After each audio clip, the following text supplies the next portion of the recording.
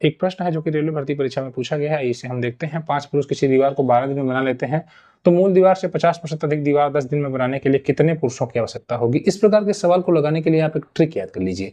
Trick कहता है M1 D1 H1 बटा W1 बराबर M2 D2 H2 बटा W2। यहाँ M मतलब मेन, D मतलब दिन, डे जिसको कहते हैं दिन, H मतलब आर घंटा और W मतलब कार्य होता है। यहाँ पर पहली परिस्थिति में और यहाँ दूसरी परिस्थिति में। जैसे सवाल में कहा गया है कि 5 पुरुष, तो M1 की जगह पे 5, और कहा गया दीवार को 12 दिन बनाते, तो यहाँ पर दिन हो गया 12, घंटा दिया नहीं, घंटा को हटा दीजिए। अब बराबर कर दीजिए। यहाँ पर देखिए एक और चीज है कि मूल दीवार से 50% अधिक दीवार बनानी है, तो अगर 50% अधिक मतलब 1/2 अधिक, यानी कि मूल दीवार पहले 2 यूनिट की रही होगी, तो अब दीवार 3 यूनिट की बनाई जानी है। कार्य है, तो कार्य है 2 यूनिट की दीवार बनाना, और अगली कंडीशन में कहता जो दीवार है वो 50% अधिक बनानी है, यानी कि 2 से 3 हो जाएगा। 50% मतलब 1/2 होता है। अब आपसे पूछा गया कि 10 दिन में बनाना है, D1 यहाँ पर दिया है 10 दिन, H2 H1 की कोई मतलब नहीं है, M2 आपको निकालना होगा यहाँ पर।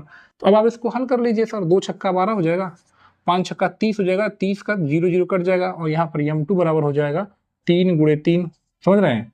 ये 5 छक्का 30 हो जाएगा, 0 से 0 कट जाएगा, तो 3 3 के 9, यानी कि M2 बराबर आपका 9 आ रहा है, 9 आ रहा है, जो कि आप विकल्प बी में देखा आपने। कितनी आसानी से आपने इस सवाल को हल कर लिया। अगर आप रेलवे की तैयारी कर रहे हैं, प्रीवियस ईयर क्वेश्चन की प्रैक्टिस करनी है, तो इस चैनल को सब्सक्राइब करें। धन्यवाद।